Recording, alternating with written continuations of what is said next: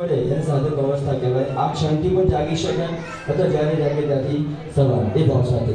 તો પ્રથમ ચરણમાં પહેલું કીધું કે પ્રથમ ભક્તિ, નવતા ભક્તિના 9 સૂત્રો છે। 9 સૂત્રમાંથી કોઈ પણ એક સૂત્રને જીવનમાં અમલમાં મૂકીએ તો પણ આપણું જીવન સાર્થક થઈ જાય। એમાં 2 સૂત્ર એવા છે જે સાધકના અવસ્થામાં બહુ જ મહત્વનો ભાગ ભજવે છે। પહેલું છે કીધું કે સત્સંગ, કે સત્યનો સંગ કરીએ, કે સારા વ્યક્તિનો સંગ કરીએ, સારી જગ્યાઓ સંગ કરીએ, સારી પુસ્તકો વાંચે, સારી ટેવોને આપણામાં લાવીએ, સારા વિચારો હોય એવા વ્યક્તિઓ સાથે રહીએ, એવું કંઈક પ્રયત્ન કરીએ જ્યાં આપણને સારો ખોરાક મળે આપણા મનને।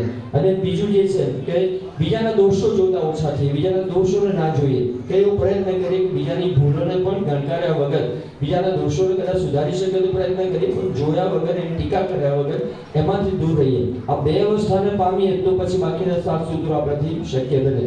દાદાજી સૌને કૃપા વર્ષા કરે, સૌને જ્ઞાન અને ભક્તિ પ્રદાન કરે। જય શ્રી રામ।